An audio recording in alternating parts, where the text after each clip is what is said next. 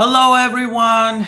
Today we are going to talk about the latest updates in the world of immigration. And depending on which platform you are watching this, if you have any questions, you can post your questions on the chat box and I will answer your questions. So, without further ado, let me share my news screen with you and we go through the latest updates in the world of immigration in Canada. And there's so much I want to share with you, but I would like to talk about a little bit about the Canadian economy and how it works, and also the plans by the immigration authorities about moving to Canada. The one thing that you need to know is the latest first article here. It's that we want to have more francophones in Canada. And in fact, the government of Canada has plans in terms of bringing more francophones in Canada that they decide to reside outside the province of Quebec. So, for those of you who are not familiar with the Canadian official languages, Canada has two official languages, the French language and the English language. Majority of francophones or people who speak French, they live in the province of Quebec. Outside Quebec, we only have less than 1 million francophones, and that number, of course, doesn't reflect the population outside Quebec, which is far beyond 30 million people. That's why the government of Canada intends to invite more francophones to settle in areas outside Quebec to promote the other official language of Canada, which is French, in those areas. And in fact, they have set the target to be about 4.4% of people who immigrate to Canada outside the province of Quebec, they are francophones. So that's what's the hope of the immigration authorities in Canada. We have to obviously wait and see if it's going to happen. The other issue is that many people move to Canada because they want to work. And of course, the work opportunities do exist for Canadians because they are needs for people, non-Canadians actually, there are needs for them to be hired. And in an economy that is booming in terms of labor market, that needs exist. And that means that different corporations and organizations in Canada have no choice but to hire foreign nationals. And as you can see, the good news for foreign workers is that Canada added 108,000 jobs in October of 2022. That's 10 times of the predictions by the economists. It means that the labor market is still thriving. Many of the businesses have difficulty finding employees from inside Canada, and unfortunately, or fortunately for you, if you're outside Canada, they have no choice but to hire people from outside Canada. We actually have hundreds of thousands of temporary foreign workers and people who are with here with work permits under the International Mobility Program, that they work for Canadian businesses, and down the road, this work will enable them to immigrate to Canada. So that's good news for temporary foreign workers, that the job market is actually growing. In fact, in province of Ontario, which in terms of population is the largest province in Canada, we have close to 400,000 job openings that employers cannot fill from Canadians and permanent residents. So you might like to know about the Global Skills Strategy. It's a program by the federal government of Canada. If you're applying for a work permit and you qualify under Global Skills Strategy, then they will process your work permit application sooner than normal. Now, the expedited processing time is 2 weeks. In reality, not everybody qualifies for a 2-week processing time. Having said that, you can take a look at this. Despite qualifying for global skills strategy, they do not necessarily process your application in 2 weeks. But we still, when we have clients that they qualify for GSS, we always mention that to the immigration authorities, hoping that they will process their application. Also keep in mind that soon the NOC system, National Occupational Classification System, will be promoted to a tier system instead of NOC levels A, B, C, D. And we will see that happening probably in a matter of days from now. So the system will change slightly. Excuse me. Okay, so in terms of processing times, if you want to know that right now we have roughly 2.6 million people waiting in line for immigration, visa, or citizenship in Canada. In certain areas, the processing times are crazy. For example, for temporary resident visa in Colombia, the processing time has reached 440 days. So think about that, submitting an application for a simple tourist visa to Canada, and you need to wait more than 1 year, in fact, about 15 months to receive a response about your temporary resident visa application. But if you want to know, generally speaking, there are some updates by the government of Canada. We have posted those updates.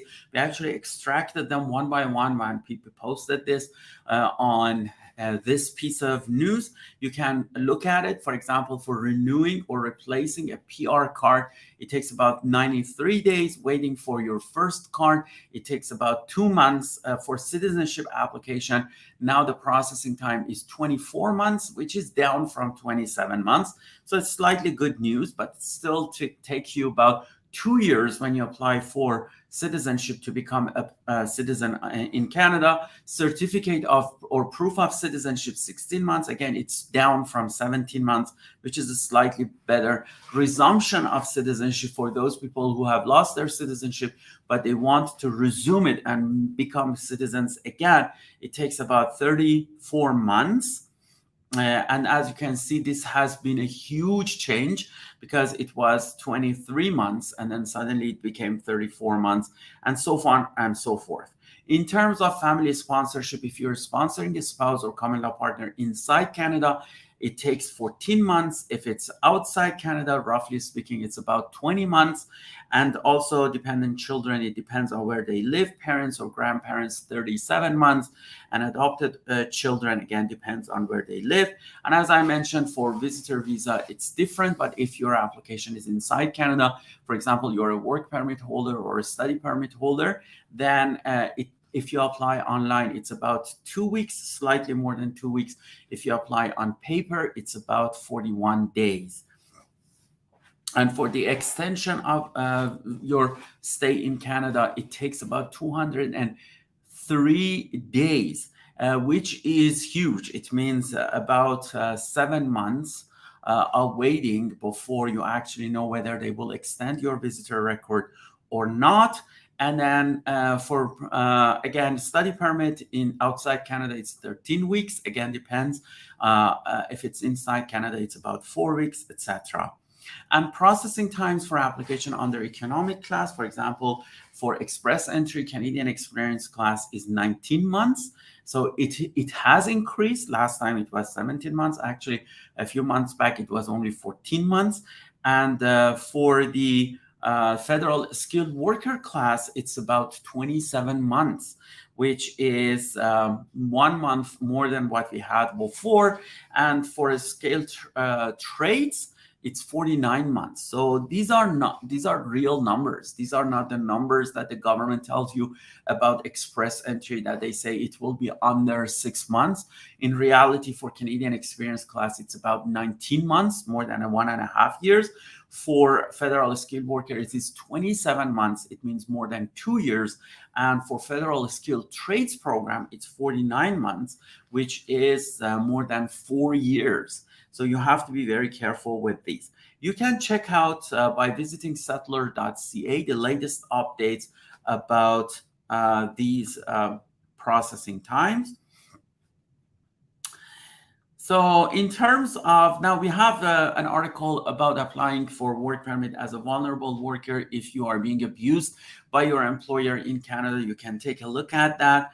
And also some of the measures that Canada has posted in terms of supporting Ukrainians. We don't have anything official posted yet for the Iranian people. We are pursuing that. I have been in touch with the minister's office and requested to come up with some plans, and I'm pretty sure other professionals have done that as well, but no response from the government of Canada yet. The immigration plans for 2023 to 2025 has been posted, and the government of Canada by 2023, they want to increase the levels of immigration to 500,000 people per year. In fact, in the next 3 years, they intend to invite about 1.45 million people. So very close to 1.5 million immigrants in the next 3 years. We have to wait and see if they can meet those targets. But if they do, that means that hopefully we will have a reduction in terms of processing times for those people who apply for permanent residence in Canada. And on top of that, more opportunities for international students, temporary foreign workers who are currently inside Canada and they wish to become permanent residents in Canada. This is something that we hope for because we have hundreds of thousands of students and foreign workers in Canada that they hope that one day they become permanent residents in Canada. For people who are outside Canada, majority of the immigration options for them would be under family reunification or resettlement as refugees to Canada, but they may still apply under programs such as express entry for federal skilled workers and some other options like startup visa, albeit it is under scrutiny and the government may make changes to that, and another option like federal self-employed class. But generally speaking, most of the programs will focus on people who are already inside Canada as international students and also as temporary foreign workers. Okay, so let me see if we have anything else to share with you.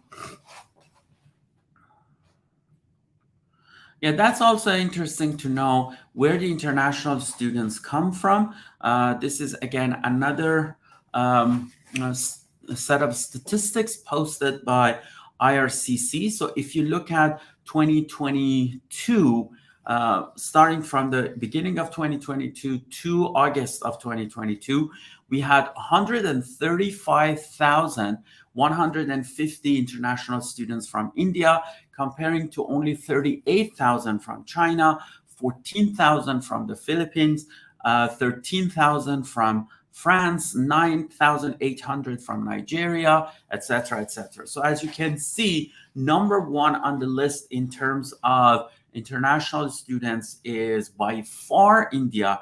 In fact, if you look at the numbers right after that, you will see that probably the next 10 countries together, they don't have the same number as India alone. So that means majority of international students are coming from India. Okay, so let's take a look at your questions before I move forward. So, yep, here we are. So the question here is from my word records. So my UCI number has been changed. What should I do? But my old biometrics update on new UCI. So yeah, this happens unfortunately. If there's a slight change in your name or date of birth or anything else, then the system automatically issues a new UCI for you, which is problematic. I have actually an article that explains how to make changes to that. All you need to do, in fact, you need to, and let me just search for UCI. So this is the article. Let me share it with you.